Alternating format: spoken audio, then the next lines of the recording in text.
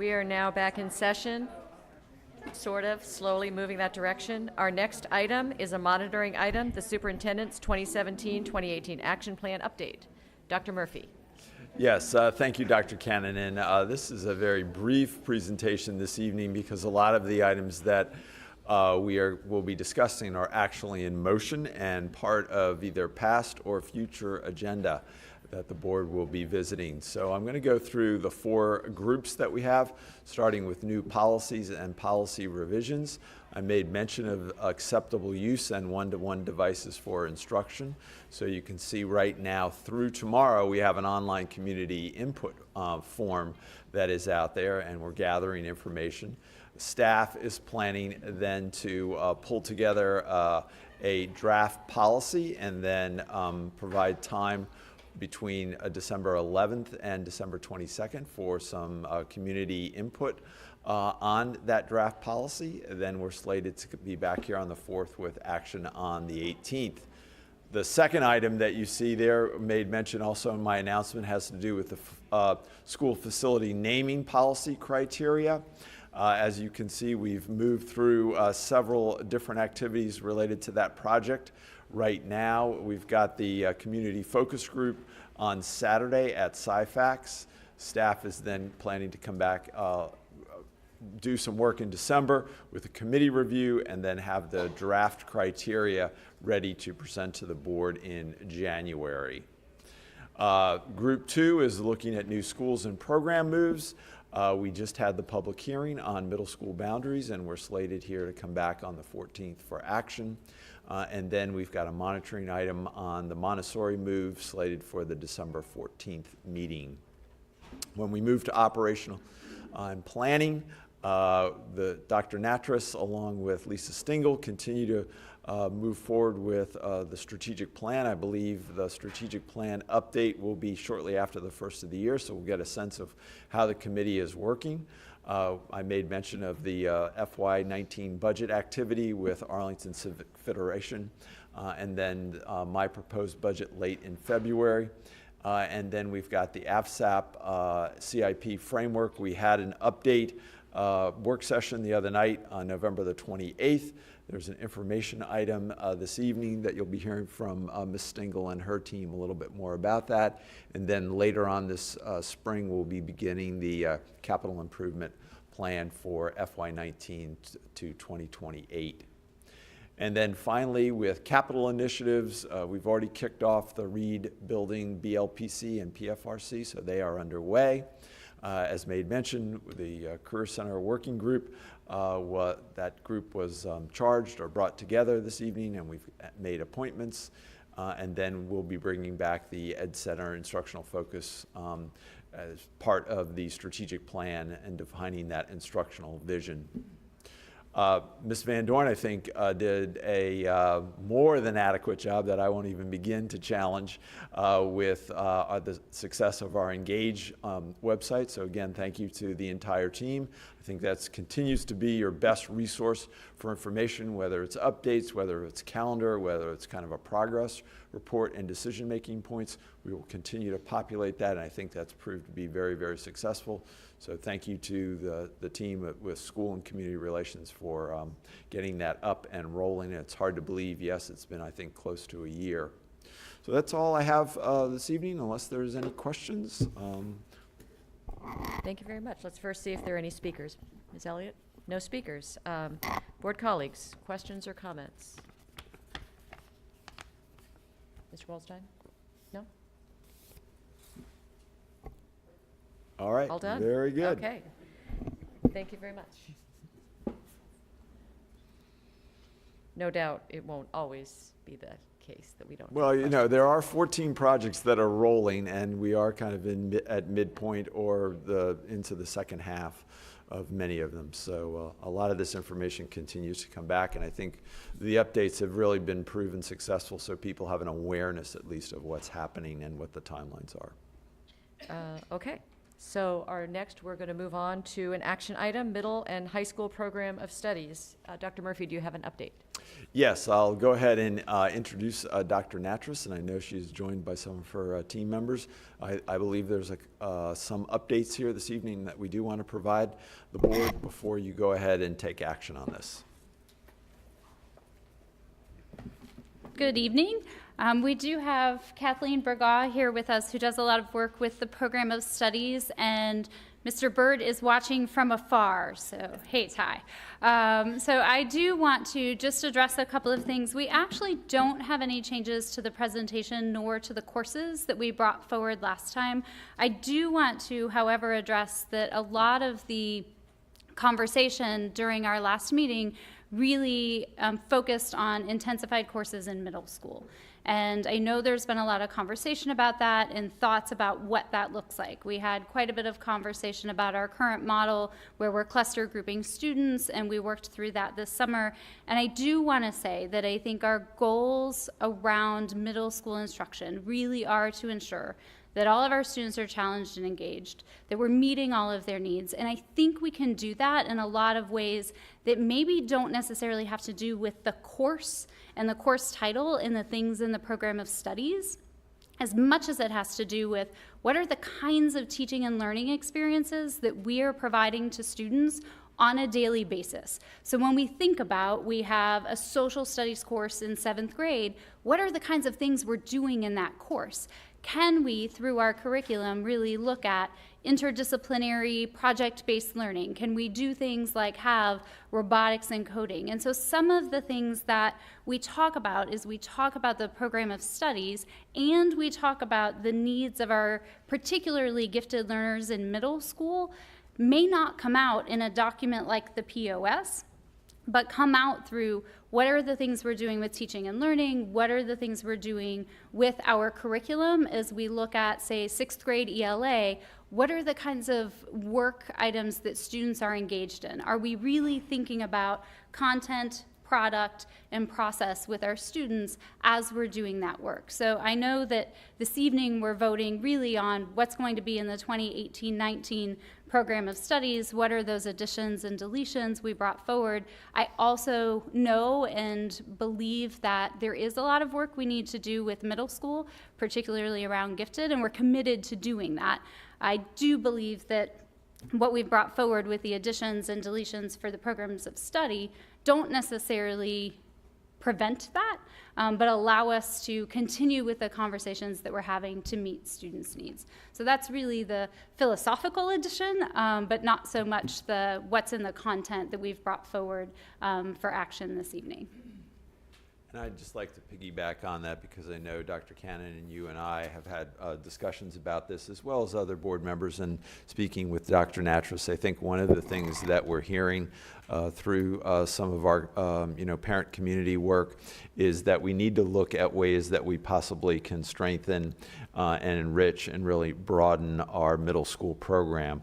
So I think what the commitment is, we need to have some time to look at that.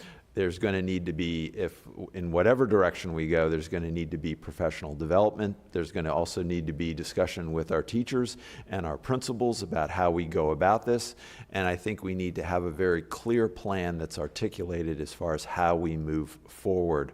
I think we've also had some lessons learned here in Arlington with what has been successful. And as I think, as Dr. Natras has really pointed out, how do we make sure that we enrich these opportunities, especially in middle school, for all children, but we don't go too far where we are creating a very stressful learning environment that really is not what we ultimately want to achieve. So I think we'd like to revisit this. I think we'd like to have more discussion, and I think it could be proved beneficial in the long run in whatever direction we may go. That may mean intensified classes. It may not. It may be a different course offering and a different design.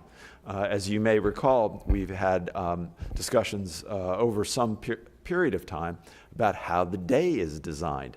And you recall my advocacy about how the day is designed, which provides or opens up opportunities for how teachers utilize that time within the confines of the day, which allow for the periods to have those types of activities, whether it be problem-based as one example, that I really think serves students' learning ultimately. So it's a much larger discussion that I think we need to have on this subject, and I kind of say that in the realm of we need to revisit this, and there's a commitment, I think, on behalf of Dr. Nattrass, and I also think an interest on the board to take some action in the future about how we move forward on the right path. Okay, I think there's going to be a motion, but before that, let me ask board colleagues if you have clarifying questions. We'll do comments after motion, any kind of discussion, but first, clarifying questions. Clarifying questions on the program of studies? That's, yes. Okay, I have That's ultimately clarifying what the questions. discussion is, yes. I have clarifying Yes, questions. go ahead. Okay. Thank you very much. I do have a copy of a hard copy of these, and anybody in the community can get this online, right? Correct. And if they would like a hard copy, how would they get a hard copy of that? They can contact the Department of Teaching and Learning, Tyrone Bird, the Director Great. of Secondary Ed. Okay, I just wanted to make sure people know that because sometimes our kids don't always share them with us. Yes, and their schools have some hard Yeah. copies as well, so Thank either you. would work. Thank you. I really appreciate that. In the presentation that you made last time, we talked, I know somewhat about the middle school gifted coursework, but we also highlighted the fact that you were doing some strengthening of the courses for students with disabilities and English language learners. Which particular ones were you highlighting on that? There are two courses there, particularly the Earth Science 1 and 2 Right, courses. We're okay. now able to offer that as 2 years and for 2 science credits. And then the other are specifically to Arlington Community High School, where you'll see Introduction to Biology and Introduction to several others, specifically for English learners to be acquiring proficiency in English while they're acquiring content before they go into, say, biology and take the end of course exam that's associated with it. So those are the 2 specific examples. Okay, so just you want me to do comments later? My request would be, because it's not in there, is I think I think coming up will be some acquisition of materials for second language learners and students with disabilities. And I really hope that somehow within the context perhaps of the existing coursework, there can be service provided to those students, particularly those students who still aren't reading on grade level. And it's fine for me if it's within the existing class, but I hope we will have both the materials and do the coursework that's needed for kids who are significantly behind in their reading skills and their writing skills. And I know that you have some of the materials in place, but it doesn't show up as a course title, but it will be embedded in some of the That's right. classwork. Okay, I'm Yes, hoping we might hear yes, more about that in the yes. future. And the last one is, sign language has become so wildly popular. We're only going to do it at one middle school. Are we planning to roll that out further, or is there a reason we only did, I know why you picked Jefferson, but we can't go further than that, because I think they'd fill up if we did. So right now, we are proposing it at Jefferson to support the IB requirements with multiple languages and things. It is something that we are considering to expand to the other middle schools. We really need to look at what that does in terms of exposure to the other world languages, because sometimes we spread ourselves so thinly, especially with world languages. You know, we're looking at how we're offering those courses. Some are online, some are face-to-face, and so we need to consider all of those things as we look at expanding it to other middle schools, to make sure that we have the capacity in place to be able to instruct at high levels, right? Because we see that in some of our other world language courses. I remind everybody that it's a language that is particularly sought after by students with disabilities.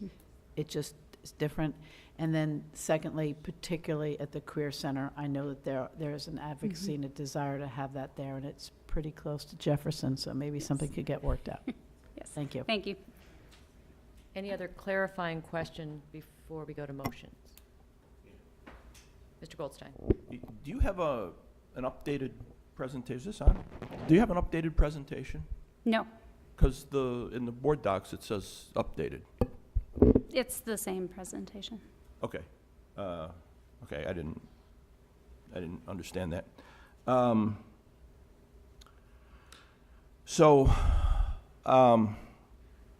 I listened to your description about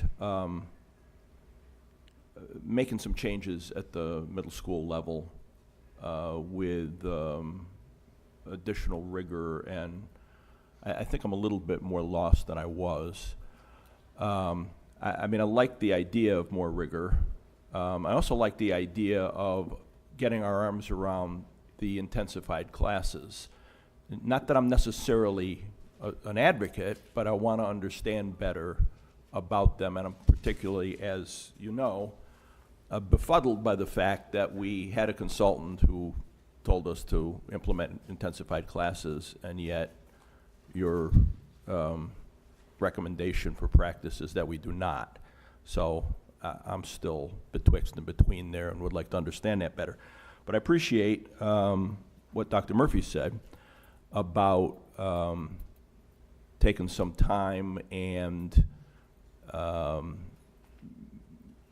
addressing these outstanding issues in a way that will bring more rigor, possibly with intensified classes, possibly not, possibly a variety of different mechanisms. And I'm really interested in that happening. So it seems to me it's going to be confusing if that process rolls forward while at the same time, or while tonight, we approve this. So I want to recommend that we delay approving the program of studies until we get a little bit more clarity about how what Dr. Murphy said is going to kind of play out. Just to clarify, hang on, I was going to say, I'm going to call for motions Oh, and then that comment was- on that. I was only supposed to be So doing clarifying. Clarifying questions, Sorry. and then it's easy to segue into commentary, I know, but are you, any more clarifying I questions? think I'm clear. Okay. Clear. In that case, I will call for a motion, and Mr. Goldstein, it sounds like you have a motion you'd like to make. We could call for a motion.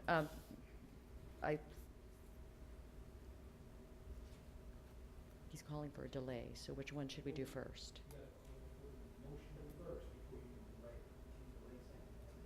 All right, let's go for a motion. Would anyone like to make a motion? I move that we approve the program of studies as presented. Is there a second? Do I This- make a motion now? Discussion. Yeah, but, okay, all right. Yeah. Well, that's, yeah, I know. So should we do that before discussion? All right. Any amendments to the motion? Yes, thank you. I would like to make an amendment that instead of taking action on this item tonight, that we delay it, and in that time of delay, get more clarity from Dr. Murphy about what it is that he said, that we're going to try and roll forward and develop a more rigorous set of core, I believe it's core courses at the middle school level. You'd like to table this? I would like to Vote. table the vote tonight. Mhm.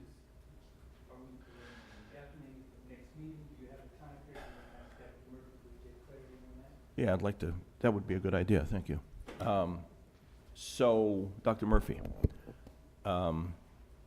if we were to table this tonight, what do you think would be a reasonable amount of time that we come back and take action on this in order to get Right. more clarity on what it is you Right. articulated earlier? Right. And my guidance to the board would be that I strongly advise that you do not delay taking action on this item this evening. And I'll go into some explanation of why I strongly believe that. We are on a timeline. It's hard to believe the timeline that we are already on, but students shortly after they return after the winter break will begin the process of registering for their classes for next year. This adoption tonight of the program studies begins to put those wheels in motion for all that material to be gathered up, produced, and ready to come back after the first of the year, when then students and their families will begin to look at the information, and then depending on the timeline and the age group, through the latter part of January, February, in some cases into March, they will begin to register for classes, and then staff will begin to develop the master schedule for the following year. So while it is a little bit hard to kind of conceptualize, and I'll actually begin to talk about that in thinking about next year at the midpoint, a delay this evening of adopting the program studies would begin to slow all of that down and begin to cause issues for families as well as for staff in preparing for the coming school year. So again, my guidance would be that you not delay, that you go ahead and adopt the program studies. The reality is, I don't feel staff could bring back a plan about what I spoke about earlier within a reasonable period of time of 2 weeks, and that's the time of the next board meeting. So I think to be conscientious and also to be thorough about what we're looking about the middle school program, that we would probably need a good 6 to 8 months to do that planning. And ideally, the cycle would be next year at this time with the program of studies. Whatever we decided or dialogued about for middle school, you would be seeing this a year from now.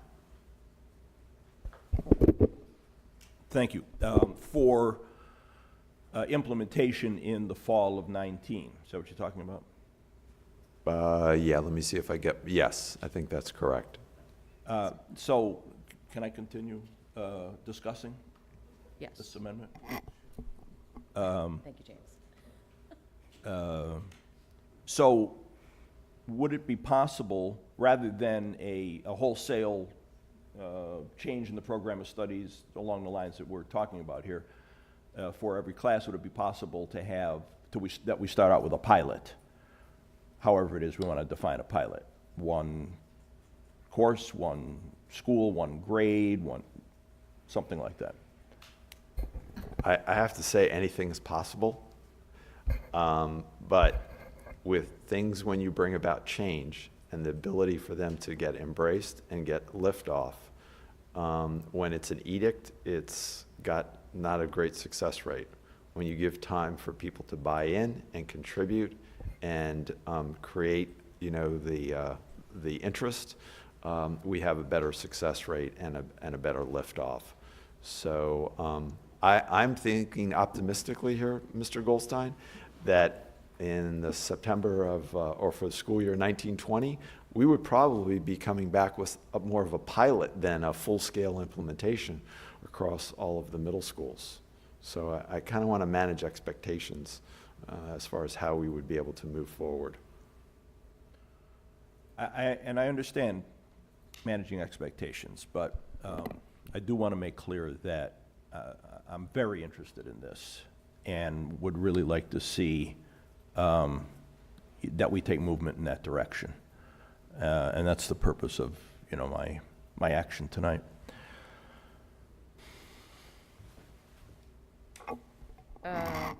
So the motion on the table is to table this vote for, I guess we were going to get to that timeline, right? That was the original question. So, Mr. Goldstein, would you like to clarify if you want to, your motion is to table the vote, when would you like to bring the vote back? December 14th, or are you thinking of January?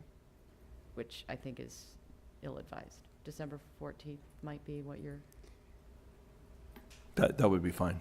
Okay, so the motion on the table is to table the vote until December 14th. Before we vote, board colleagues, do you have? Oh, I'm sorry. Is there a second?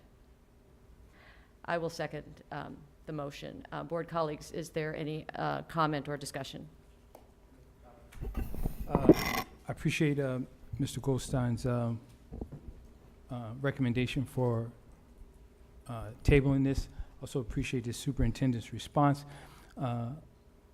This is an operational issue. I think the board should make clear what the expectations are with regard to differentiation in the classroom. I think the conversation about the names of the class is really revealing, because it's actually what's happening in the classroom that we want to hold the superintendent, and of course, by default, teaching and learning responsible for the student achievement in the classroom. Because of the time period, I'm going to go with the superintendent's recommendation not to support holding off on it at this time, because I know as families plan and students plan for classes next year, that this is sort of a rhythm that happens as far as planning goes with regard to instruction.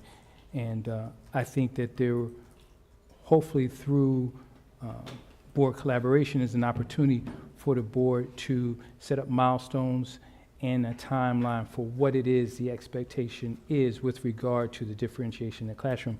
And the reason why I think this is so important is not just because of our students who are labeled as gifted and talented, but for our students who have IEPs, and for our students of color and students of socioeconomic status, that this differentiation is happening in the classroom. And however the courses are labeled, our commitment is to ensure that we are challenging each and every student, and I think that we can do that. And so I would recommend that won't recommend, I will support moving forward with the original motion and not supporting the amendment and then asking the superintendent to come back to us with milestones on where we can check in on this issue as we move along, to ensure that this differentiation is actually happening and what resources may or may not be needed from the board. Because I'm sure that there will be I anticipate an HR issue that would be involved with manning these classes, and this is something that I don't want to do sort of in a hurried or rushed way. So that's where I stand on that. Van Doren. I am also going to support, not going to support the amendment, but support approving this evening. I think that rigor needs to be addressed in all middle school classes, and I have had a ringside seat to this conversation as a liaison to ACI. It's something the group has been talking about. The original recommendation that came from the consultant study also came through the Gifted Services Committee, and they have assiduously been pushing forward in asking for the intensified classes in the at the middle school level, and it is their proposal that we continually consider here. I personally am supportive of increasing the rigor in all the classes. I think that ensures that all students have the opportunity, regardless of their ability, to be pushed. And I want to remind all of us that Dr. Natras has been here now, what, a year and a half? And I have seen a consistent difference in the amount of rigor that's being pushed, the development that's being done of staff, and the expectation at the middle school level that there is going to be greater rigor in the school, and the clustering and the staff training that went on last summer to make that happen. I feel confident that's the beginning. I think this effort was somewhat delayed prior to Dr. Natras's arrival, and as with many things now, she sort of looks at it and goes, of course we need to be doing that, and I think we need to give her time to make that happen. So I'm not, I don't want to rush that, but I do think, as Mr. Goldstein says, that we do need, I think we need to be able to assure the community we are doing that, and we may need to be very specific about a plan, and we also have closeout funds coming. We also have a budget coming. There may be things we need to lay in, though, using closeout money to jumpstart a training, or some money in the budget to really get at this, because we know that the middle school years are the years that we really, really do have to work on. But I also want to acknowledge Dr. Natras and the work that she's doing and her staff, because I think they're really they're making an effort in this area. But I also am emphatic that this needs to happen in every single class in middle school and not just a certain set of classes that kids opt into. It has to be all of them. But I also want to mention that in some respects, Arlington has two sides to this. On one hand, everybody wants incredible rigor, and on the other hand, we get a youth risk behavior study that has kids' mental health issues in serious need of attention. And the more we stress kids at this age, particularly an age where their social skill development is on fire. They're working hard, and I think, I have 4 kids who went through middle school, and the social skill development was probably the most important thing that happened then. And their ability to deal with any kid, anywhere, anytime, any adult, that was what they were focusing on. So I'm concerned that we not overburden our middle school kids. And that's not to say that we don't do rigor. I'm saying that we have to focus on that, but let's keep it in balance here. So I just wanted to make those comments, and again, I understand Mr. Goldstein's frustration. We've heard that from the community, and I would ask that we follow up with Dr. Murphy and Dr. Natras for some more concrete steps and where we're going, and maybe some budget requests. More than happy to do that, but I really want to get this program study in hand so that you can get the work done that needs to get done. And again, we're commenting right now on whether to delay the vote, and we'll have discussion on the rest of this after that. Ms. Talento. So I agree with Mr. Lander that this is an operational issue. And recognizing that there is a process, publication expectation at the middle schools, registration, understanding the education we provide parents on how to fill out the CRFs, and so forth. So I am not going to support delaying the vote. However, I do have serious concerns about how we are managing our gifted curriculum. But my concerns are from a slightly different perspective, I believe, than what is generally discussed. A lot of students of color asked to enroll in AP or IB courses or intensified courses. And teachers regularly say, and I say regularly with the students that I've worked with, say, I don't think this is a good fit for you. I'm not sure you should take this class. I cannot tell you the number of families that I've worked with who have experienced this. And so this is a concern that I have, and I want to figure out a way to address it. And I love that we are going to push rigor in all our classes, but I don't know if differentiation is addressing a subconscious bias. I don't believe that any single educator in our school system deliberately looks at a student and recognizes that they may think they don't have the ability to do that. I don't believe that. I've never met a teacher who doesn't want what's best for their students. They are subconscious biases that we as society carry, all of us, regardless of your background or race. And having a class labeled intensified does create tracking. I've seen it, I do believe that. But I think there's a middle ground where if we provide students a choice to choose a course that has rigor, that delves deeper into a subject that will not be called intensified, but maybe something creative. And then that teacher says, oh, I wonder why this kid chose this course. It didn't need teacher recommendation. It didn't need, anything more than a student choosing. And a lot of the communities that I work with that are immigrant communities and students of color, a lot of times the students are their own advocates. They're making their own decisions and taking home a piece of paper, much like I did myself in school, and saying, Mom, I need you to sign this. I need to turn it in tomorrow. And the parents aren't questioning it because they trust their student to understand the system, because they don't. And so those are my concerns, and I don't know if differentiation addresses that, because they're students who are gifted, they're clustered, but they're not the students that have already been told, we don't know if you're this person. And from 5th grade, if you go into 6th grade and you get to choose a course that is delving into the subject deeper in a more rigorous way, that student has chosen their level of challenge and how they want to move forward. So that's the discussion I want to have. I'm not an educator. It sounds great from my perspective as a parent and as a leader in the community, so I want to have that discussion. So I'm not going to delay the vote this evening, but that's the issue I want to address. And I think that if we address that, not only will we address the needs of our students of color and the subconscious biases, but we'll be addressing the needs of all students who are at times disadvantaged for a variety of reasons. Thank you. Okay, I'm going to vote in favor of the delay. I think a lot of really interesting things have been shared, and the philosophy, Dr. Natras, that you shared, and Dr. Murphy, and the direction you see things going.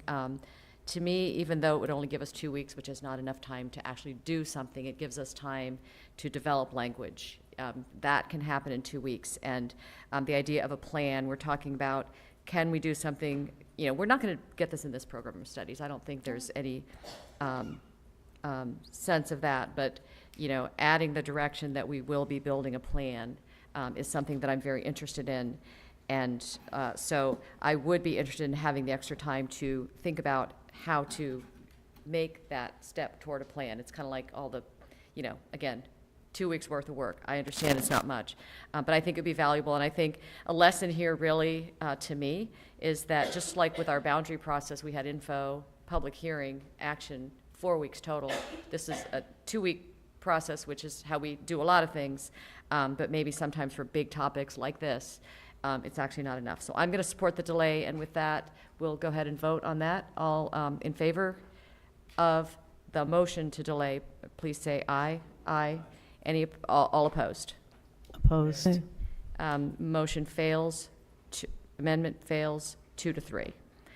So at the moment, we have the original motion on the table to adopt the program of studies.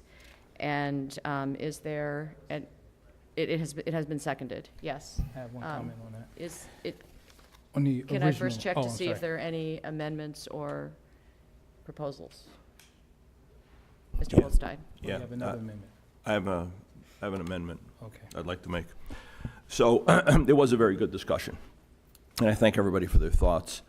And I really hope, and I think, that all my colleagues are going to be able to support this, because what I heard in this most recent discussion, I heard Tanya say that she wants this available to all students. This is not, I haven't said it, and I don't have it in my amendment that this is only for gifted, but it's for everyone. It's greater rigor for everyone, and I heard her say that she wants to have this available to all students without teacher filtering or teacher recommendations necessary that are going to possibly exclude kids who, really want to be taking this class. And I heard Nancy say that she wants the rigor, and with the choice for the student to delve deeper into the subject that would help them not exacerbate stress. It's happening at the middle school level at that age. And I heard James say it's an operational issue. Yes, I agree it is, but that he also has interest in promoting a plan in favor of this. So I think I've got all this in my amendment, so let me read it. School board directs the superintendent. I move that the school board direct the superintendent to develop new middle school course options for each core subject area to include in the 2019-2020 program of studies. The courses should be open to all students with no teacher recommendation required, and provide students the opportunity to delve deeper into the subject matter using, for example, project-based learning, intensified or self-paced study, integrated curriculum, and/or other approaches to more rigorous work. The school board further directs the superintendent to develop at least one such course as a pilot to be implemented in at least one middle school in the school year 2018-2019. Okay, thank you. Is there a second? I will second. And discussion. Would you like to provide context, or shall we have other board members to weigh in? Yeah, go ahead. Yeah, okay. Mr. Lento. While I really appreciate the wording, and I think it would be great have concerns, again, about budget and how that plays into our process. And I don't know if Dr. Nattrass, agree is a strong word. I think it needs discussion. I don't know if we're all on the same page. And so I am hesitant to put this forward, understanding that there are budget restraints and having heard the discussion and the concerns. And Dr. Murphy said he did not foresee a pilot being able to be implemented in school year 2018, that at the earliest what he thought was, and please correct me if I misheard, the expectations would be 2019. So while that is exactly what I would want, I don't know if, again, I'm not an educator. That is what I will advocate for, but it's not something that I'm really to say, this is what you have to do, and there's no discussion on it. And I think that if we made that amendment, that's what I feel I would be doing, and I don't think that that's fair at this time, but I will be pushing this, and I will be having this discussion with leadership and staff to understand why this is not the way to go, if that's what, or finding a way to move forward with that. Mr. Land. I'd like to thank Mr. Goldstein again for the amendment and the thought process behind it. My decision not to support is based on the difference between the policy piece and implementation piece. And so as an operational issue, I think the superintendent and the assistant superintendent for teaching and learning have to execute this. And if we take a step back and look at it countywide, I think when we talk about the rigors in the differentiation in the classroom, preparing students progressively as they matriculate through the school system to take these courses is something that concerns me, because I want them to be successful in these courses. And I don't know if that can be, I don't know if that is effective from a policy-making standpoint from the board table. I think that is an operational issue, that the preparation that these students need to be prepared to take these courses, all students, as you said, which I support. The other piece, aside from just the budget piece, is I'm concerned about what new initiatives this plan or this policy would initiate, given the staff that I'm sure, the feedback we would get from the AEA and Ms. Gant on staff telling us about additional initiatives that are being thrust upon them without input. So because I feel so strongly about this being an operational issue, I feel as though that we should, I support the original motion and not the amendment, because I think that as we have a plan put into place, the critical questions about implementation, the critical question about where staff is and what the prerequisites or the differentiation that's happening at the elementary school level to prepare the students to be successful at the middle school level, no matter what courses they take, are things that can be asked and tracked over a period of time, so that the differences can be sought and the expectations of the school board can be met, as opposed to us trying to impose this from a policy level. I don't know if that is the right mechanism. So I think we have the right goal. We have a similar goal, but I don't know if we're using the right, I don't know if we're trying to use two different tools to get there. So that's where I'm sort of, I diverge from the motion. So like Ms. Talento, I support the conviction behind it, but I think that from an operational level, that this requires a plan and a course of discussion that would probably, I think, even with Mr. Byrd, offer the board an opportunity to really engage in how we accomplish this successfully, not just for gifted and talented students, like everyone has said, but for all students. So I'll stop there, but I actually think this is a great conversation for the board to have over the next year and a half, so that by 2019, 2020, that the expectations are met. Ms. Van Doren? I have some questions, some clarifying questions, not for Mr. Goldstein. I appreciate his motion and the intent behind it. But I would like to ask Dr. Murphy a couple of questions. Have the middle school principals or teachers had an opportunity to comment on this proposal? No, I mean, this is something I think that has just recently, been entertained. Has staff considered the pros and cons of adding this kind of course at the middle school level at this point? Not at this point. When it comes to intensified classes, did we not several years ago eliminate those at the middle school level? That predates me, so I do not know the details of that. So most of the information that I would be providing might be secondhand. I'm not sure that there might not be members of teaching and learning that could provide background if we wanted to get that from them. Okay. So part of the point I'm making is that I think doing a little more research would be useful. In the world of perfects, we would have done it before now, but I think we've had a lot on our plates. And one thing I'm thoroughly enjoying is actually having a conversation about instruction, because we are always so busy building things and doing boundaries that we don't talk about this. And we really, really need to talk about this. So maybe what we can do is collect the questions, and I know that we're stressed, but we really should be making time for this.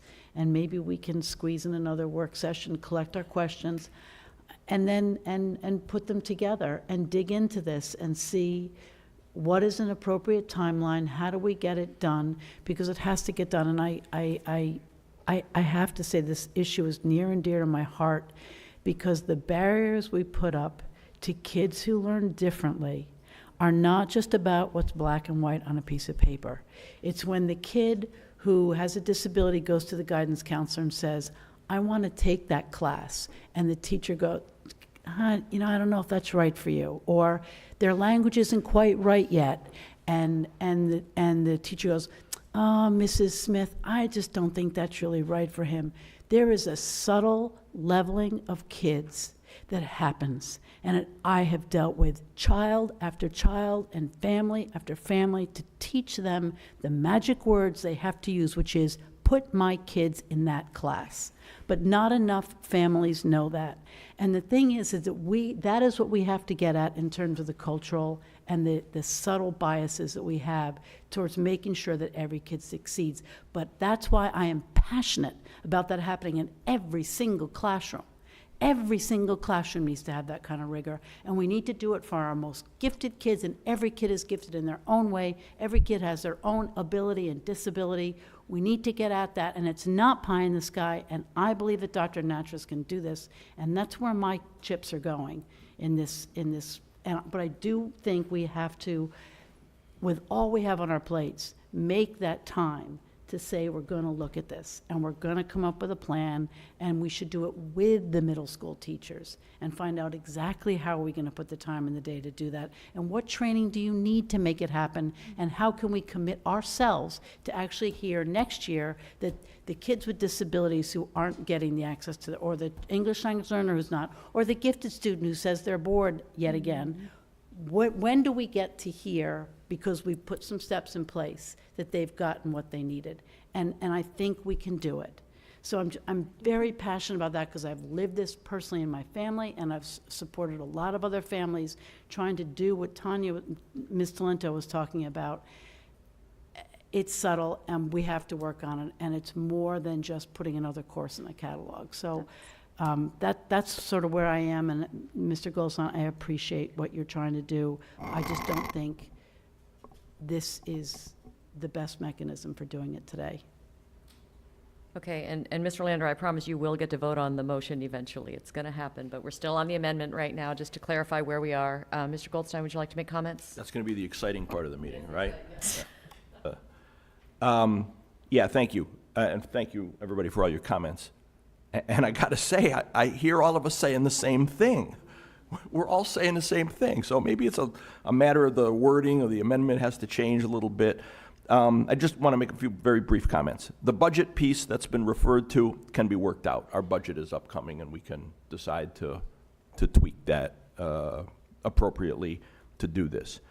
We've been having a discussion that I'm aware of for well over a year on this subject, and it's important, I think, for the school board to send a message that we have expectations for this, and it's time to make that clear. It's time to make clear what our expectations are. And I think it's time to get started on this. And Nancy brought up a good point about whether the middle school principals and the staff had been consulted on this and how they would, what kind of input they would give and how they would do that. And it's important that we get started on it. And although I outlined a date here, that timeline can be changed as we get started, as we have a better understanding. Dr. Murphy's organization comes back and says, yeah, I know you said this, but really to do this with fidelity, we need to make a change. There's nothing to preclude that. And finally, I believe, as you said, Nancy, that Dr. Nattrass can do this. But we have to hear, but her outfit needs to hear clear direction from us that it's time to do it. And like I said, we've been talking about it for well over a year, and it's time to give clear direction. Thank you, and I just have a couple of comments, too. I agree with that last point. We have been talking about this for as long as I've been on the board. I'm a little surprised and disappointed to hear that we don't feel that that staff has been talking about it, because I feel that this is an ongoing conversation, and that, I think for all the conversations we've had and for the advocacy, I would have thought there was more work. I'd like on to the- clarify that if I Okay. could. Sure, So I yes. think what Ms. Van Dorn was asking about is some of the proposals that are on the table. We actually spent all of last school year and prior to that working on the gifted plan that's submitted to the state every year that the board approved in June, that actually is the model that we're implementing now, and had a 3-year program evaluation that just came up. So some of the things that came up through the program evaluation and that are in the gifted plan are driving our work, because we're trying to do exactly what you're discussing. I'm just not sure it's through a course. I think it's through what's happening in the classroom with the teachers on a daily basis with kids. And taking Ms. Van Doren's point of how do we engage teachers in that conversation about professional learning? Because we can call a course in the program of studies 6th grade language arts. It's what happens in that course and what's in that curriculum that really matters. It's not so much the title of the course or the other pieces. And so the question of have staff been talking about this? Absolutely. I mean, Cheryl McCullough and the team with Gifted Services, and then the work we did last March, we actually pulled together principals and teachers and counselors and had a conversation about what is the gifted model that we look at in APS. And we looked at compacted curriculum, we looked at intensified classes, we looked at the cluster model that we're doing, and that team recommended that we do what we're doing and that we do clustering with fidelity, and we look at things like how we schedule our time of day. Because in 42 minutes doing the differentiation, it is really hard. And it may not be possible, but can we do it in an 80-minute block? Can we do it if we combine that 6th grade ELA class with a 6th grade social studies class and do a really amazing PBL during that time? Absolutely. So it's about what's happening in that course and in that time, much less about the individual course. So we have been talking about it, and we are working on this, and whether or not it's a clear board direction,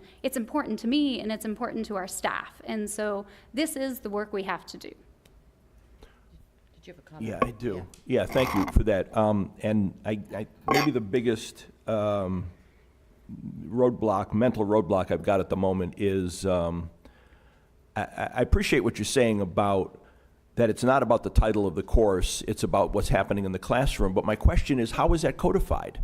It's What codified in our document do I pick up curriculum. and I see that we're doing what it is you say is the important part that needs to be done in the classroom? It's codified in our curriculum. So I shared at one of the literacy work sessions the curriculum documents and the revamping that we're doing with the formatting and the other things to really focus on enduring understandings and essential questions. What are some of the common assessments? What are the resources we provide? And within those ELA documents, I also shared with you, these are some of the resources that we're making readily available to our teachers to be able to do that work. Whereas before, they were on a separate website and it was more challenging for teachers to get to. Now it's all in one place, and it's a matter of the professional learning and the building and strengthening the work we're doing. So it is codified in our curriculum documents, and I'm more than happy to share that with you, but that's where we take, here's the course, now here's what that actually looks like when it's being implemented in a classroom. Yeah, I would appreciate that, if we could share that and a little bit of explanatory Sure. help with that. Thank you.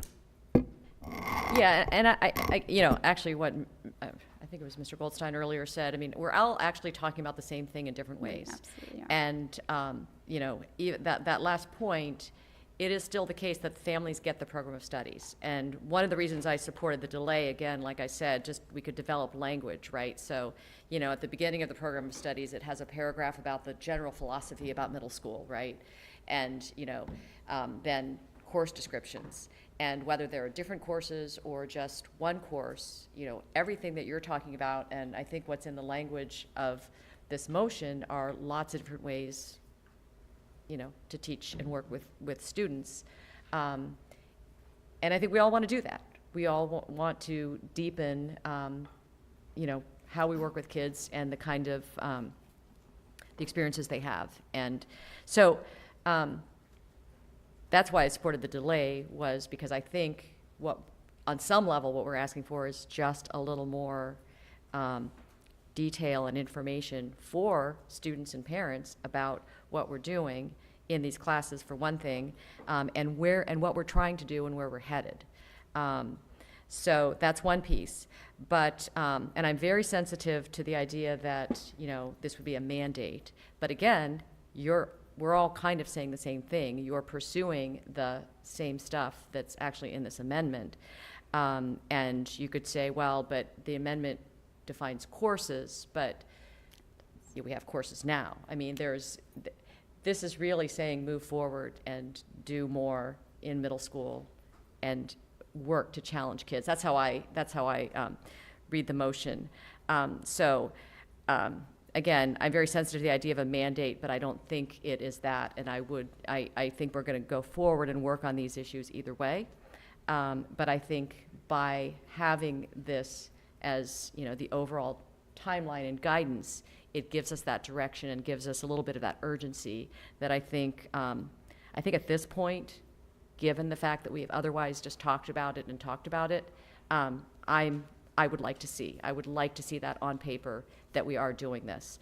So I am in support of this amendment. And if there are no more comments on the amendment at this point, I will call for a motion on that.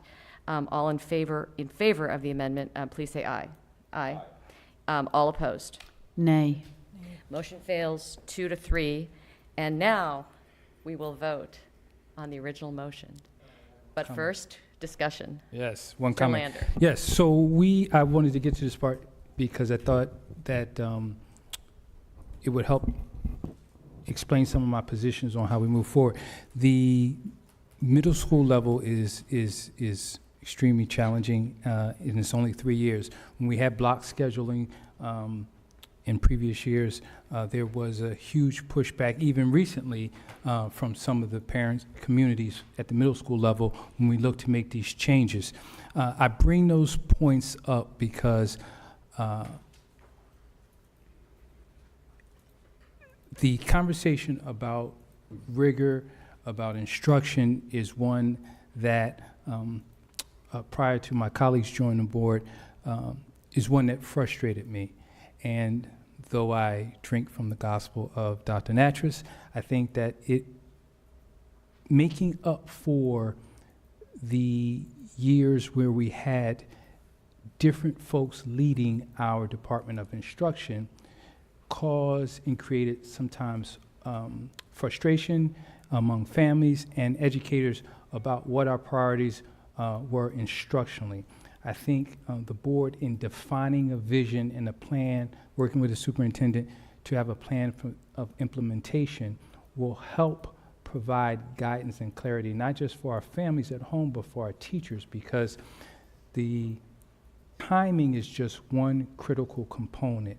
And I've said from this dais before that students don't get a second chance at second grade.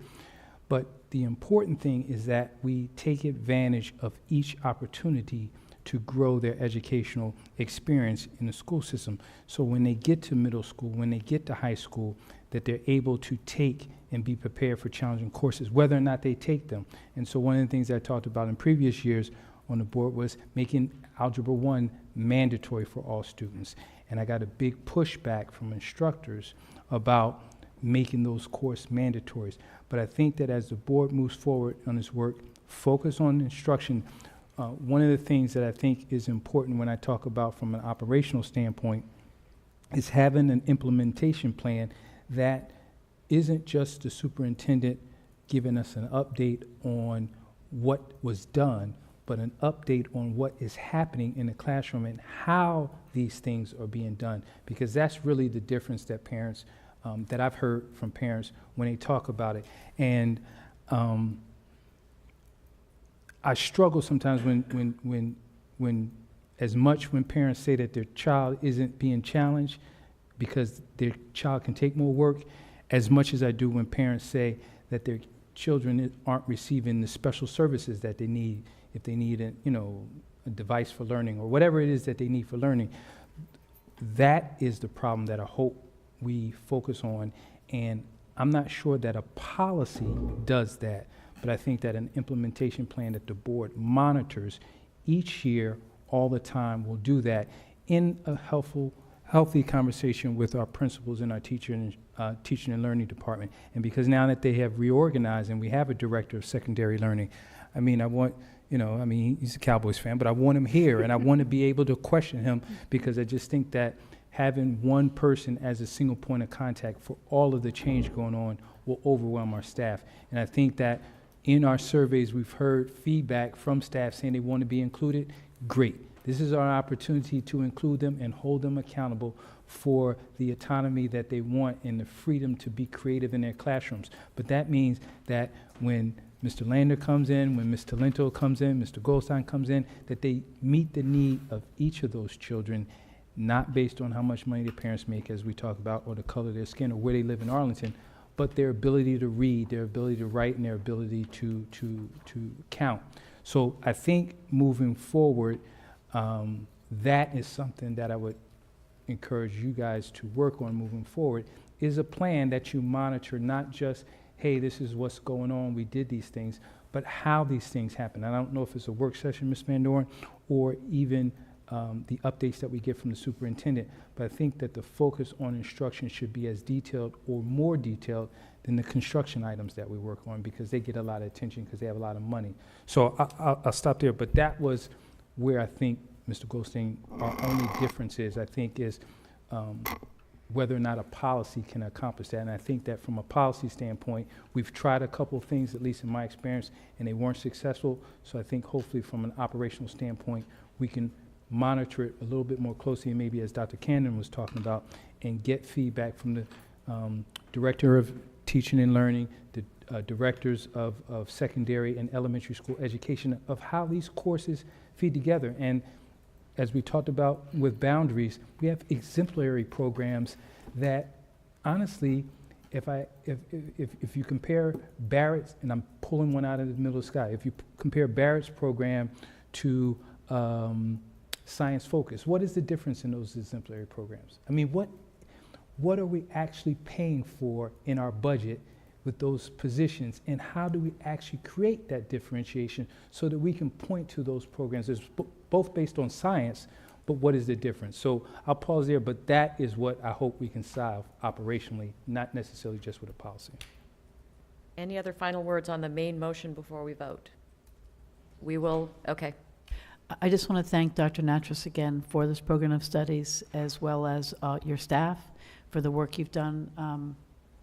that Kathleen Bergaw Butler, thank you very much for putting that together, for all the staff who's worked on that. It's much appreciated. I know the kids, I remember always they're bringing those cards home and my thinking, oh my gosh, we're halfway through this year and we're already planning for next year. So I know how important that is to do. So I just wanted to say thank you and say again that I have a great deal of faith in you and your staff. I think that you've come on board and pushed people as we have not been pushed for a while on instruction.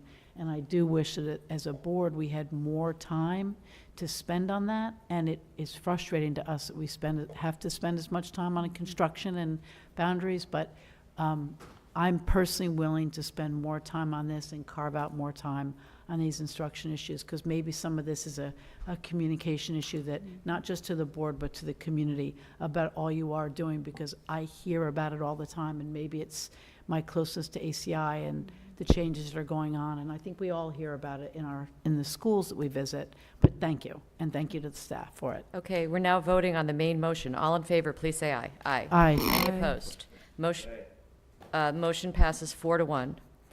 Next, we will move on to information items. The first information item is the proposed summer school fees, which happens to be the school board's very favorite topic. So this is going to be another robust discussion, I'm sure. Dr. Murphy. Yes, I'll turn to Dr. Nattrass and Ms. Peterson for this presentation this evening. So, thank you, and we are going to transition now to talking about summer. We did bring summer school as a monitoring item a couple of weeks ago and are now bringing forth the summer school fee recommendations for the summer of 2018. We do have Sherry and Kathleen, who've been very patient in waiting for the summer school fee piece to come up. So I do want to thank them for being here and for all of their work in putting this together as well. And Ms. Peterson is going to speak to some of the specific budget pieces from this past year.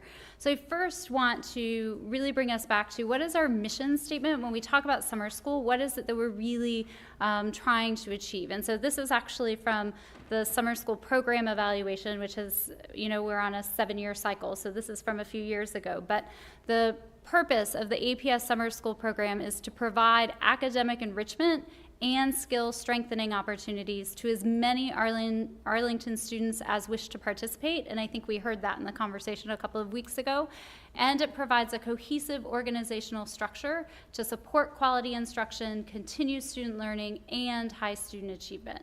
And Ms. Peterson's going to talk a little bit about the costs as well as the revenues from this past summer. And then I'm going to share with you some other information regarding the fee recommendations for the upcoming summer. Good evening. This past summer, the total cost for summer school was just over $5 million. The majority of that, you can see, $3.9 million was for staff, teaching staff for students. The second largest cost is transportation. When you look at the revenue side, we have fees. It's called tuition on here, but it's tuition and fees. It includes all of the registration fees for the makeup and strengthening classes, as well as enrichment tuition, plus the small amount of money that we get from the state for our remedial summer school program as a reimbursement. You'll see that that's just under $1 million. The summer school, remedial summer school amount from the state is the budgeted amount. We don't know yet what that actual reimbursement will be from the state. That will come in the spring. Between those two figures, you will see that we subsidize about $4.1 million for summer school over the course of a year. Thank you. So one of the things that we took a look at this year when considering our summer school fees were the summer school programs that are happening in surrounding school systems. In Arlington, we do try to ensure that all of our students' needs are met and often go above and beyond what's happening across the state as well as within other systems. And I think that's really clear when you look at this. This is actually a table that shows what Fairfax County, Loudoun County, and Montgomery County do in terms of summer school programs for their students. So you can see everything from 2-week summer programs at the elementary level in Fairfax with a price from $275 to $425 with no reduced fee options, and that's for a 2-week elementary program. And so when you think about our programs, right, they're 4 weeks or 5-week elementary programs and the fees that we extend to that. You also see that in Loudoun, it's interventions and extended time only with students recommended by teachers, and there is no cost to students, but the enrollment is limited and they don't have an enrichment program. And then in Montgomery County, there actually is not a centrally based program for elementary students. I want to draw your attention also to the high school. You see for a lot of the remediation or what we call strengthening classes that there is not a fee at the high school level for those. And then when you get to online new work courses, in Fairfax it's $680 and there's no face-to-face option. When you look at Loudoun, the credit recovery, which is also kind of a strengthening type model, it's $475 and there is a fee waiver option available. Again, new work is $695 per credit with the additional online registration fee. And then when you look at Montgomery County, there is new work at 4 sites and it's $300 for a half of a credit. So just to provide some context in the surrounding area in terms of what happens with fees. In addition to the fees that I'm going to propose for you in just a minute, we are also looking at some cost efficiency options for this summer, because we know, as Ms. Peterson just shared, that we spend about $5 million, we gain about $900,000 or so in revenue, so we are subsidizing at $4.1 million. So we are also looking at how might we reduce some costs for summer school. One thing that we are considering is transportation hubs to consolidate some of our routes. Probably looking more closely at secondary students initially, but also looking at, is there some wiggle room for other levels? We are also this summer looking at consolidating some staffing, and what we mean by that is we had site administrators at each of the elementary schools who were supporting the assistant principals. We also have content area coordinators at the elementary level. We're going to take that site administrator position, the content administrator position, and blend those into one and have one person at the site responsible for that. We are also looking at reducing some of the contract services for instructional programs. At our middle school level, we have contracted out with a couple of different agencies to provide enrichment programs. We've learned enough from them over the last 2 years that we can now do it in-house with our teachers. And then we are also looking at piloting online registration for this summer, looking at our enrichment programs and seeing how it works with those programs before thinking about how we can roll that out system-wide, hopefully for the summer of 2019. Similar to what we're doing for options and transfers, but it's a little more complex because of the actual course enrollment.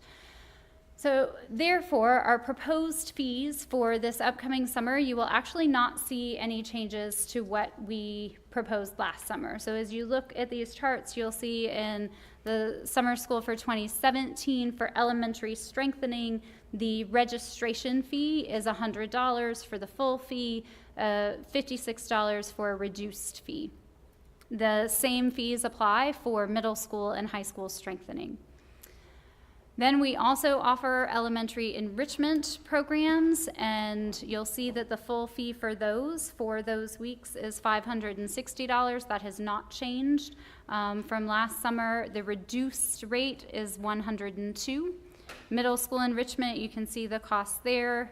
Career Center, the outdoor lab, which we do offer a couple of times during the summer.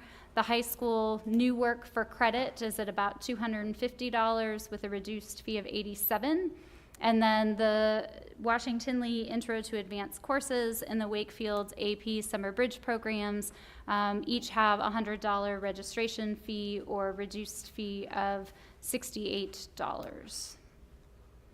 So those are the proposed fees for this year. We're happy to take any questions that you have at this time. Okay. The only thing that I'll add that is not part of this and something that historically has been here in Arlington Public Schools is that we do have grants available for tuition. So I do want to make sure that we highlight that, or I'm not sure Dr. Natras covered that, but It said that on the outdoor lab. Maybe it didn't say it for. It didn't say it for all of them. It does have it on the outdoor lab, but we do have scholarships available for families. who and may need principals are aware of that and they share that with their families. Excellent. Thank you very much. Ms. Elliott is not here, but did anyone come to speak? It doesn't look like many people here. So let's go to, and this is an information item, so fortunately we don't have to do motions and amendments and stuff. Just talking. Ms. Talento. So I have a couple of questions. For the enrichment programs, when does registration start for that? Is that in March? Our registration is March 1st. Okay. And then the last day to file, or to register for is June 15th or 20th, depending on when the school year ends. Is that correct? Or is it Do earlier? you have those dates? May 4 for elementary Okay. and June 8 for secondary. I'm asking because one of the things that my family did when we were doing things like this is we were able to register for programs that had a payment plan, maybe a payment that was broken up in 3 months. It's something I also did with my kids for the more expensive enrichment programs. I could start in March and then I'd pay, a payment in March, a payment in April, a payment in May, and they'd start the summer camp in June. So I'm just wondering if, in order to encourage, I know I see the challenges that we have with summer school fees in our budget. Is there a way to look at that and see if that's an option that we can offer to our families? And I recognize that a lot for summer school, when you failed a course or need to supplement a course, those you don't find out about that until June. So that's slightly different. But those courses are generally $100. They're not enrichment. So just understanding that, I don't need an answer today unless you already have one or unless you considered it. But it would be something that maybe we could look at to encourage enrollment for families who are on a much tighter budget and maybe only have $50 a month at any given time that is they can spare versus trying to save that all at once. Because when you're on a budget, that's not always the easiest thing to do. So I just wanted to offer that commentary. I understand your point. That is not something that we have looked at because the collection of summer school fees happens throughout the district. We don't have a centralized process for that or a way to monitor whether or not the payments are being received. And so that would be something we'd have to look into, and it would probably require some different software and possibly a staff person to handle that. I would really have to look into that. And Okay. it would have budgetary implications, and I'm not sure that it's something that we could institute for the summer of 2018. But it's That would be something that very we quick. can possibly look at in the future and It- maybe It's using possible that we could look at that, yes. services like PayPal or something that have some of these things. I don't know if we have that in the system, but I'm just, summer school is never going to go away and we're a growing system and we have budgets. So even if we can't do it this year, it's something that I thought about while we were having that discussion. So Mhm. I'm just putting it out there. Thank you. Mr. Goldstein. Thank you. I have one question with 0 subparts to it. You said you're not anticipating changing the fees from last summer to this summer, but there are 789 more students in the system this year than there were last year. So is there a total budgetary impact because of more students? We're anticipating possibly more students taking advantage of summer school, and therefore, you understand the question? I do understand the Thank you. question. Thank you. We have seen a slight increase in summer school enrollment over the, prior to the last few years. But the last few years, that summer school enrollment has been going up in direct proportion with the increase in our enrollment growth. So I'm not sure that change in fees and the change in enrollment really have a significant impact on each other. So are we anticipating a larger budget for summer school this year, even incrementally larger?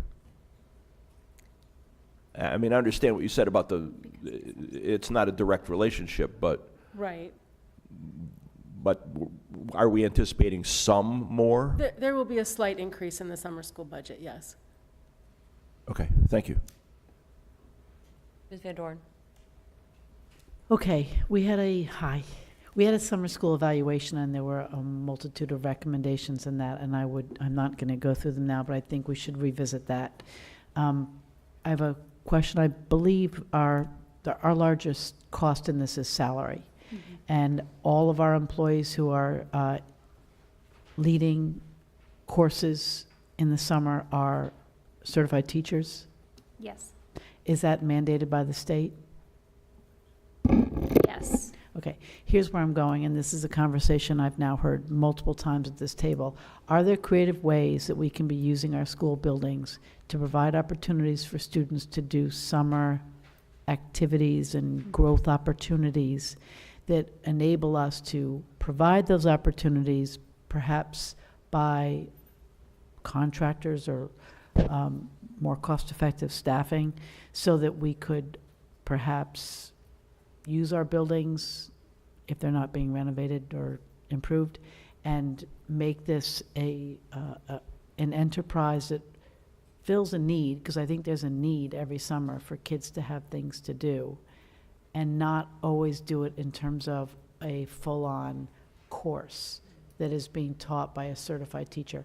So we don't have to answer that now. I'm just putting it out there, because I remember making a stained glass sailboat when I was 12 years old, and I promise you it was my mom's friend up the street who did it. And it was fine. And it took me a long time to do it. And I loved it. And it was my summer. And it was fine. So my point is that sometimes I think we put ourselves in a box about how we have to do things, and maybe if we could think outside that box, we might be able to do it in a way that provides more opportunities to kids that maybe aren't as expensive for them, and that allows all kids to have a shot at it, and expands that, because we have facilities and we have room. So I'm just putting that out there, and I think some of this was in the summer school evaluation. And I think another issue is we don't even have a full-time staff managing summer school, except from April or May through the end of August. Is that correct? So Sherry is our summer school coordinator who is part-time, and we have a team who supports her. So Kathleen Bergaw has been doing a lot of work with her. Wendy Pilch supports it, Tyrone Bird. So we have some of our full-time staff work very closely with her to provide for what we need for There's summer not a school. 12-month full-time There is staff not. so there's no one in the off-season, so to speak, to be full-on managing and thinking through and planning how we might be able to do this differently. That's all I'm raising. That's all I'm raising is if one were to outsource this, there's a possibility someone, and I'm not saying to do that, I'm just thinking like a business person, a way to really make this we aren't giving a full attention to this. We're doing what we've always done in a way that is effective and definitely serves the needs of some kids, but we could be doing more, but we just don't right now, because it's not as high on our list of things that we need to be doing. So I'm done. I would like to push us on that, because I think there are kids in Arlington who stay at home because their parents are working, and they could walk up the street to school for X amount of time a day, have social interactions with their friends, have an activity, do something that is going to be learning just by being together, and have that. And I think we miss that opportunity. Mr. Lander, do you have comments, questions? Okay. I have a couple of questions. 2 weeks ago, we asked for a demand analysis, sort of prices and quantities, numbers of students. Is that forthcoming? Number of Get a students sense for of, each so one the of question these and becomes, what the question becomes, what are we charging, and is that affecting how many students or families are choosing to be part of summer school? We talked about that 2 weeks ago. We'll follow up. You guys don't, Yeah, we'll need- okay. We'll talk about that next week. And then part of it, then I wanted to ask, so we see summer school fees now because we want to bake them into our budget, I believe. Why do we see summer school's fees now? Because we also have the brochure that goes out by February 1st. So we get it out when Parks and Rec does.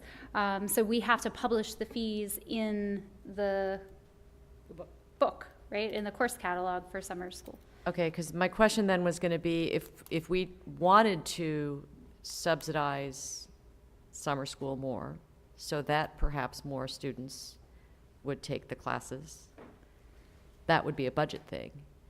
It would. Yes, it would. Oh, I know, I saw your look. I'm just asking the question. Don't forget, you're going to have to cut something. I know that, I just said if, it's a scenario, but the point is, we would not be able to choose in the same year. Wait, is summer school the end of this year? It is FY19. When we do our budget in the FY19. spring, we're actually talking about the following summer school. No, we're talking about summer school that occurs in summer of 2018. Okay, so if we wanted to, I'm saying if, I am saying if we wanted to subsidize summer school, we wouldn't be able to think about that or talk about that until budget season, because you're right, we would know that it's expensive and we have to, figure that out You would have to make the decision now and hope that you could and figure out how to figure it out in the spring, You would not recommend which that, I I'm would not guessing. recommend. All right. Thank you. Okay, this is, absolutely, yes, go ahead. On the budget and the demand analysis, Dr. Cannon, I did ask for that last time we met, and I do think we need to talk about it. And what I would like to do, and the reason I didn't raise it, is because you brought up last year's and this year's, and there's no change, so it looks like there's no change.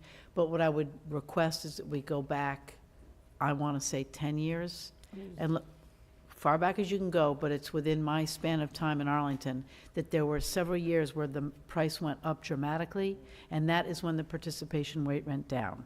So what I'd like to do is look at that and see where the price point was at which we started to lose enrollment. So I'd like to look at that, and it's going to be more than, because we're going to have to put time and era and all that to it, but I do think we should look at that. We can talk about when, why, and how. It's not urgent because we probably can't do anything with that information right now, but I would be interested in that as well, so we'll have a follow-up conversation about that. Shall we go on to our next information? Oh, Ms. Talento, I'm sorry. Okay. I did have one of the comments triggered a thought. Is the Career Center offering enrichment courses this summer? Yes. Okay, and is that coming out with the publication in February? Yes. So I just want to point out, thank you for that. A few years ago, that was not possible. And speaking from personal experience, it was very hard to weigh how to register my child because camps start to fill up. I know it's crazy, but in February, you're already registering and you're vying for spots, especially ones that are affordable. So I just want to thank you for that and recognize why we're getting this today, because it's the only way to make sure that is printed and distributed by February 1st. And thank you. That was not always done, and I know that it was an effort to make that happen. So I just want to thank the staff and for doing that, because I know that makes a big difference to a lot of families. Thank you.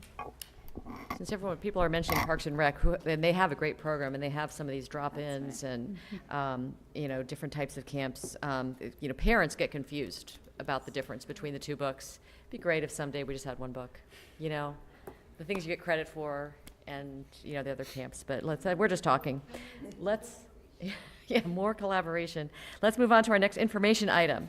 We will hear the proposed 2019-2028 Capital Improvement Plan Framework. Dr. Murphy.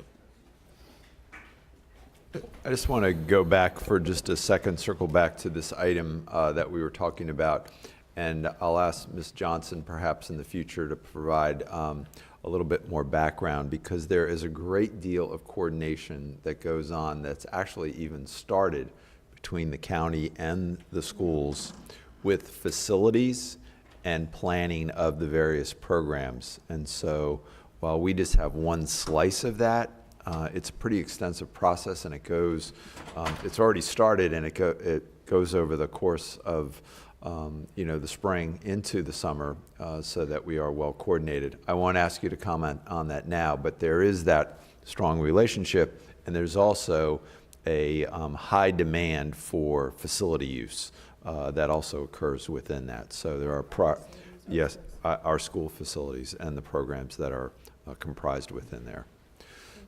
So let's go ahead and transition to the 2019-2028 capital improvement framework. I'll ask Ms. Stingle to do that. And the backdrop to this is the other evening, we did have a work session on much of this information.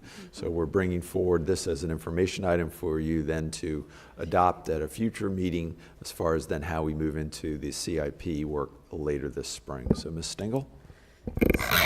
This is actually an updated presentation from what we saw the other night. We've made a couple of adjustments based on things that we saw and things that we needed to provide more information on. So what I'll do is provide an overview of the projected enrollment by school level, and that's really information that's previously been in our ASAP, the Arlington Facilities Student Accommodation Plan. Actually, I should have written that out for everybody who's not familiar with that report. And then we'll go through the proposed framework for the FY19-28 CIP. So we wanted to give you a snapshot of where we are with enrollment.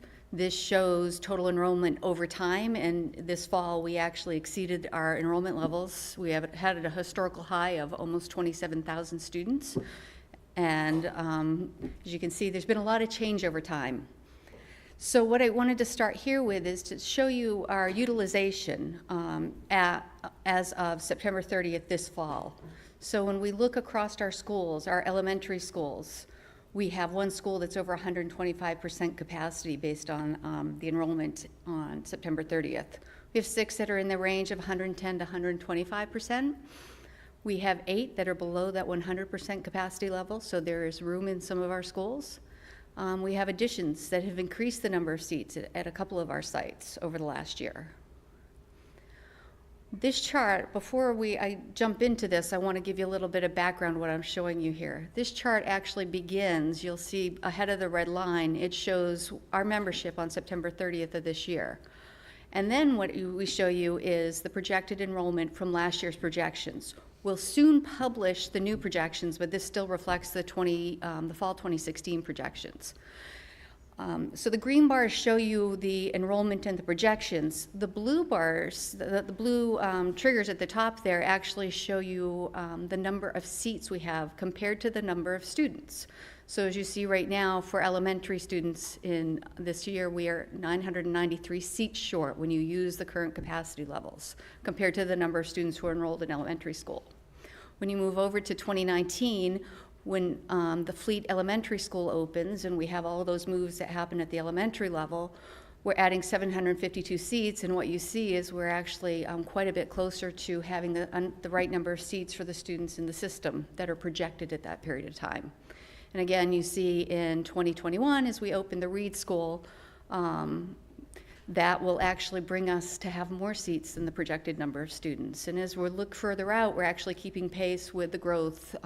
We've got one more elementary school in the CIP. So the current CIP projects add 752 seats. Again, that's the Fleet School, which is next to Jefferson Middle School, and it's under construction now. There are 725 seats in the repurposed and expanded Reed building that's in Westover. And the CIP includes those 400 to 725 seats in South Arlington. There's no location for that yet.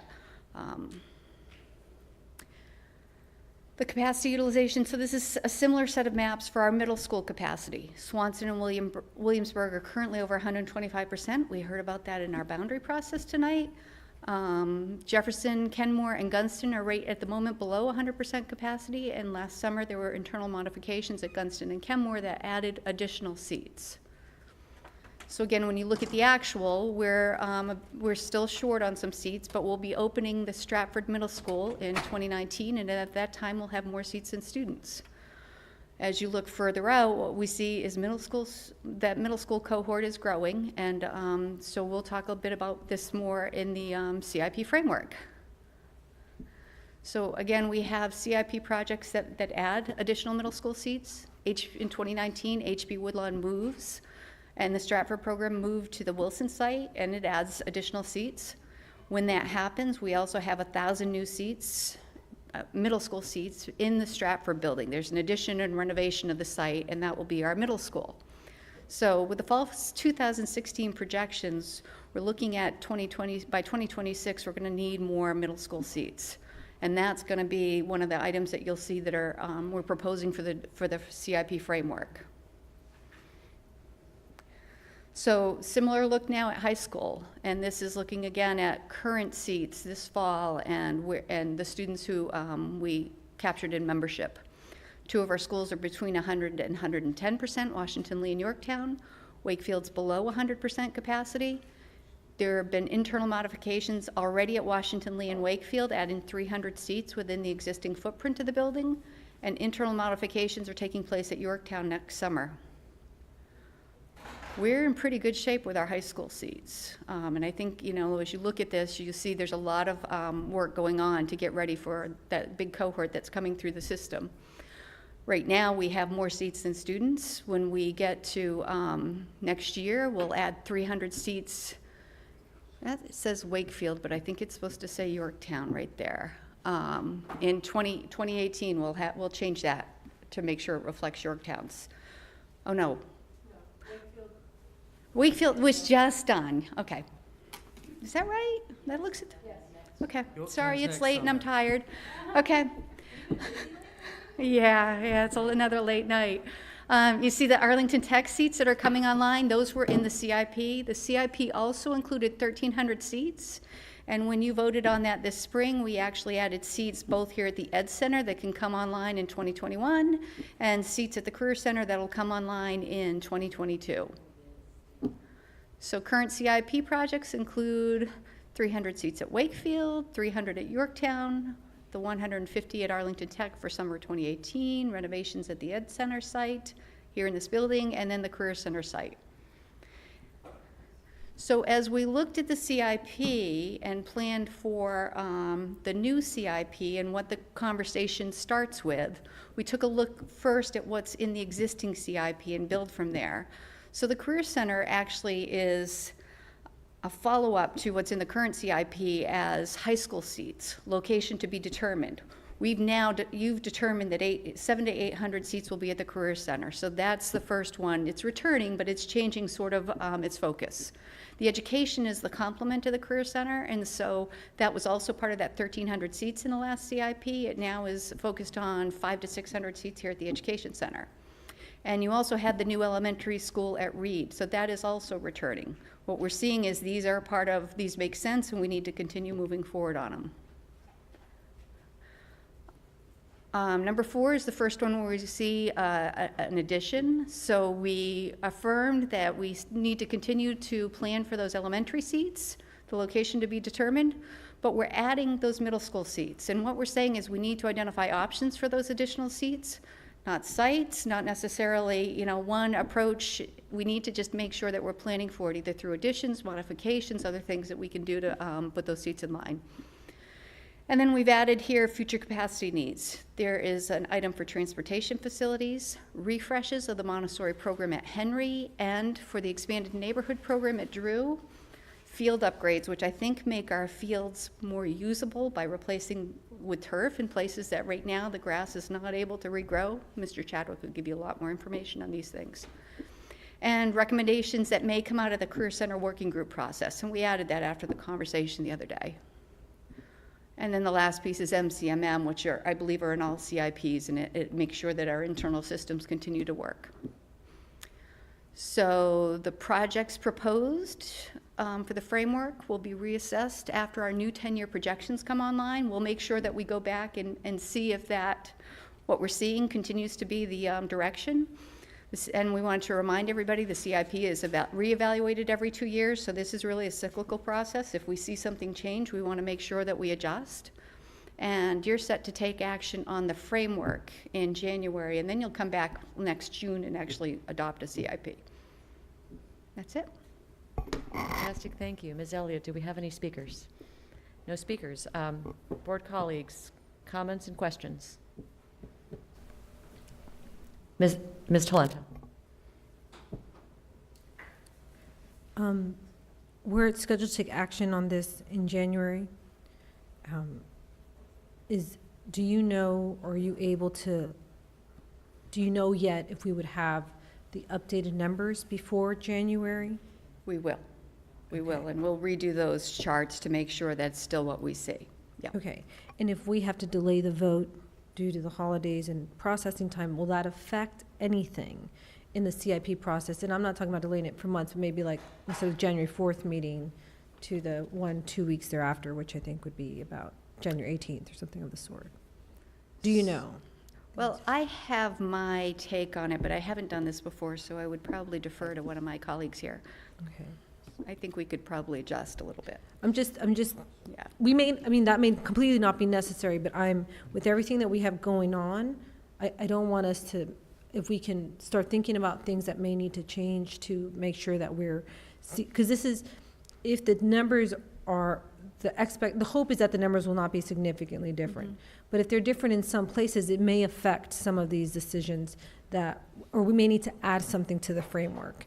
And so I don't want to rush through that at this time with so many moving pieces that we have. So that's why I'm asking. If I may, I think this will be the 4th CIP I've done. And every time there are unexpected things that happen. Even though we always start out and we think we know what's going to be, things happen.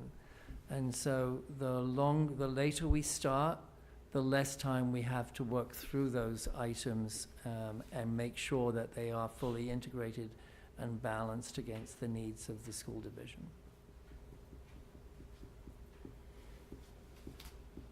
Okay. Ms. Van Doren. My question is,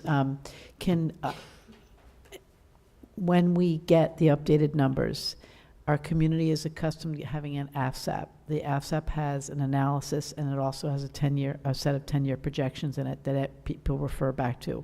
Will we be getting that same document? Will it be a different document? That's part A. And part B is, if it's not going to be the same document, can we explain that? And the timing's going to be important. You're going to get a similar document with a couple revisions based on what we shared the other night. Then we'll also do an update with those slides to reassess if the projections show a different trajectory, if we see something different. But you will get the report that we've done. I'm trying to get that out by next week with the information. I think we need to put some context that you referenced the other night.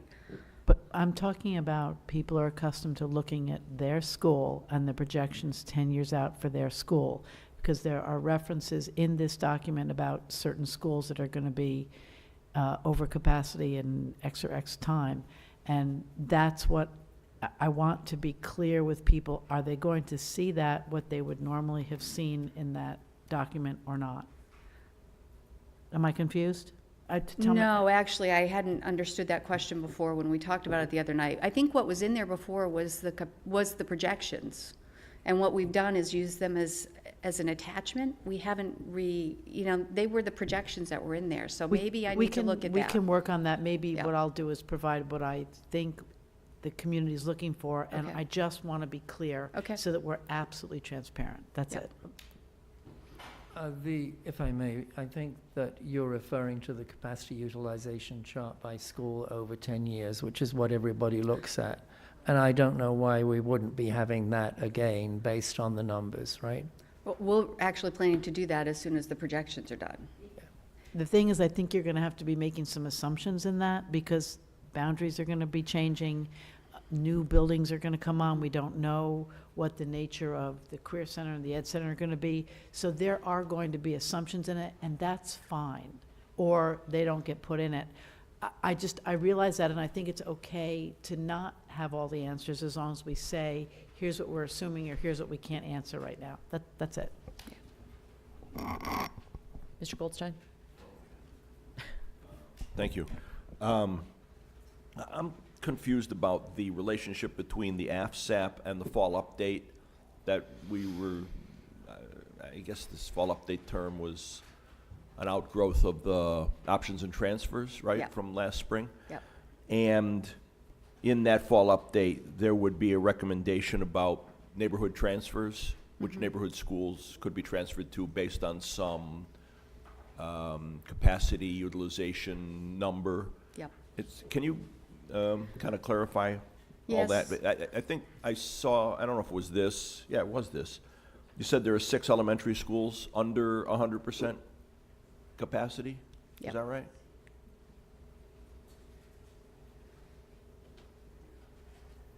Eight.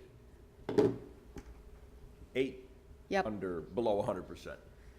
So presumably some of them would be recommended as sites for transfers. Right, so the other night at the work session, we discussed those, which are, it's a new, we're trying to actually lay out some options for how we approach that annual update and sort of those adjustments, where we can offer transfers and where option schools might grow.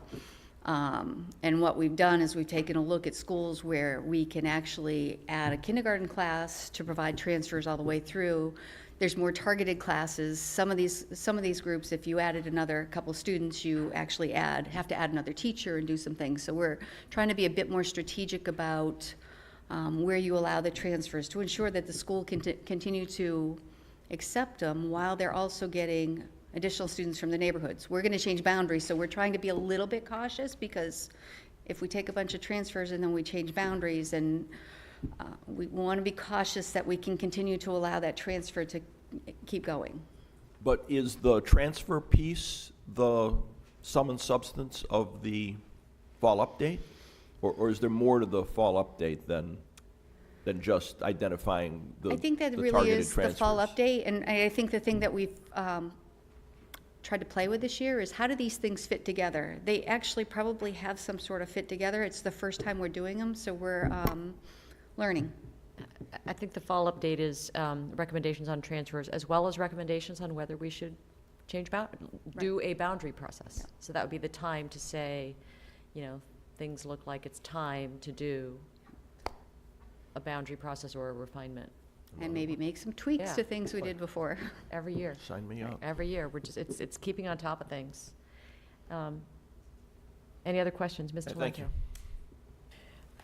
I was going to follow up on Ms. Van Doren's comment. When I pull up the old AFSAP, or the 2016-2025 AFSAP, we have a decent number of appendices. So if any of those appendices are not going to be provided, that's what seems to where the gut of the information that a lot of our parents look at. Just let us know and why. And I don't know if Ms. Van Doren will have more to follow up on that, but I know we were having a similar conversation. And that, for me, that would be my concern. If any of those appendices were not able to provide, just let us know. We didn't include the relocatable classrooms appendix H from the last AFSTEP because we replaced it with the new report, which, just so that parents understand what was taken out. Maybe it's because it's a moot document for us at this point because of the changes. So that's all I would ask as you look at that, so that we know what's different, because there are so many changes and there are so many things happening. It'll just help for the transparency piece, but I just wanted to provide that as guidance for you if that helps. Okay, thanks. Excellent. Okay, we have one remaining item tonight, but I do have to pause to ask the gentleman in the booth if we can get through this or if we need to take a break to put in a new. There they are. Hello. You think we're going to be good? We have. No, don't tell my colleagues that. We have 5 minutes, Mr. Chatterer. Our last item tonight is a change order for architecture and engineering services at the Career Center. Dr. Murphy. Yes, I'll allow Mr. Chadwick to make his way to the podium to present this particular item. And should he need assistance or any financial support, I'll ask Ms. Peterson to join him. So while it's coming up, I want to share that I've been working with Linda Erdos backwards and forwards about the press release on this one, and it's really complicated, and I'm sorry it's the end of the evening, so I'll do my best to explain it. Right, Leslie? Okay, so this is to do with the Career Center, and it's to do with services that we need in order to be able to do interior renovations at the Career Center to accommodate this year's planned growth at Arlington Tech. So in the 27-26 CIP, the last CIP, the school board approved a $12.75 million project to increase Arlington Tech capacity at the Career Center up to 600 seats. And on January 19th, 2017, we awarded the contract for architecture engineering services to Stantec. And that's basically the way the contract's written. This one firm will be able to continue through the Career Center Working Group, through the 700 seats or 800 seats that will be added in the next phase. We did construction during the summer of 2017 to prepare for the enrollment increase planned for Arlington Tech this past September. We actually had scheduled to complete that initial $12.75 million project by next summer, but because of the decisions made to increase capacity at the Career Center further and the Career Center Working Group coming up, we haven't been able to proceed with that completely because we need it to fit into the overall picture for the Career Center. So in order to continue and accommodate the growth that has been planned for Arlington Tech, we need to do another project, interior renovation, this summer, to create those seats at Arlington Tech. And in future phases will be contingent on the outcome of the Career Center Working Group and then what you approve in the FY 2019 to 28 CIP. So the project's being planned, as I mentioned, this initial project is a phased internal expansion of the Career Center where the entire scope was unknown at the time of the original contract award. So we've been awarding the contract in pieces as we know what the scope of work is. So additional fees are required to prepare the design documents for summer work this summer, for them to prepare the documents and go through bidding and so on. So school board approval of the change order is required because it is an individual change order greater than $100,000 and it results in an increase to the original contract value by more than 25%. And the aggregate contract value increases by $500,000. It will exceed, I'm sorry. Thank you, Leslie. It will exceed $500,000. So because we're doing it in phases, we need to bring it to you. The original contract was awarded for $343,435. This is a change. There was one change order for the summer 2017 construction of just over $93,000. So to date, the current fee is $436,907. And this proposed change order is for $155,000 to do the work that we need to do this summer to provide those additional seats. And we recommend school board action to approve the individual change order, establish a new fixed fee total of just under $600,000, and increase the existing purchase order to include the added contract value. This is within current funding and planned and approved by the school board, so no increase in funding is being asked for by taking this action. Thank you very much. Ms. Elliott, any speakers? Okay, board colleagues, questions? Mr. Goldstein. Thank you. I like that last bullet, John. We try to use that one whenever we can. Thank you. I love seeing that in all of your presentations. But my question is, how close are we getting to the ceiling? Well, no, we still have a fair amount of the $12 million remaining. We will have to get back to you with an exact amount. We spent some money on construction, and we spent some money on fees. And so as we spend that, we have less available for the remainder. And but I think, on the other hand, you can argue it another way. We found a lot of seats within the existing building for very good value. So it's the situation we're in. We don't have much choice. We absolutely have to accommodate the planned growth of Arlington Tech, and this is how we need to do it. Are we, maybe anticipating is too strong a word, looking at, thinking about, fearing that we're going to bust the ceiling? Probably not, but it really depends what comes out of the Career Center Working Group and what you all decide to do out of that. So we won't really know that till we've done that, and then it's been incorporated into the CIP. Thank you. Yes, and as I'm being prompted from behind, we're also are finding that there are large increases in construction costs, escalation because of the amount of construction in our region. Thank you. Questions over here? I just want to check a couple of things. I was thinking along the same lines as Mr. Goldstein. So this was $592K, I think, for the total contract, but that's not the only thing you've spent. No, we've done. This is just this contract. This with is these just guys. for this scope of work needed by next But nevertheless, summer. we're still below the 12.5. Oh, yes.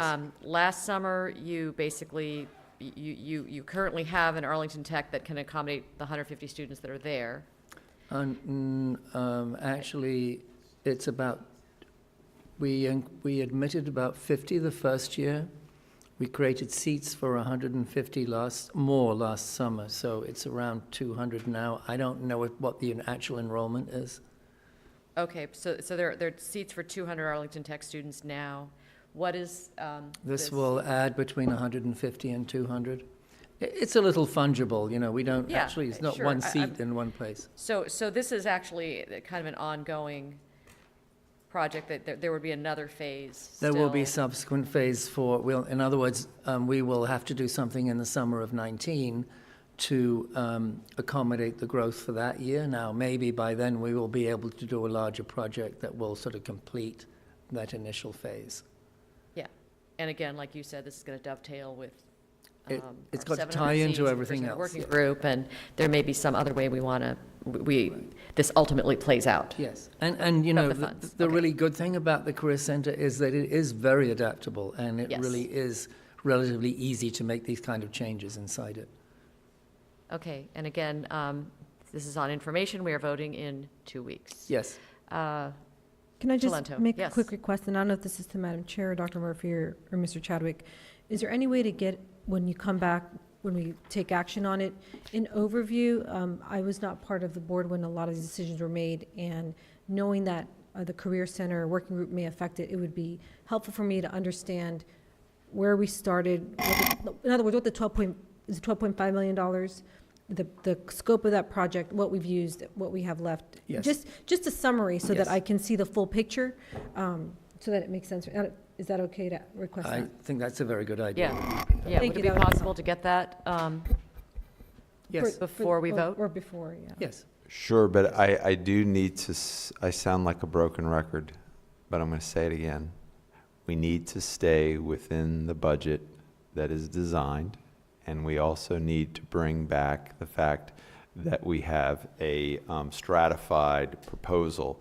So we need to give good guidance to the working group as far as how that design looks, and then ultimately, if costs are increasing, that may affect the total design of the facility program.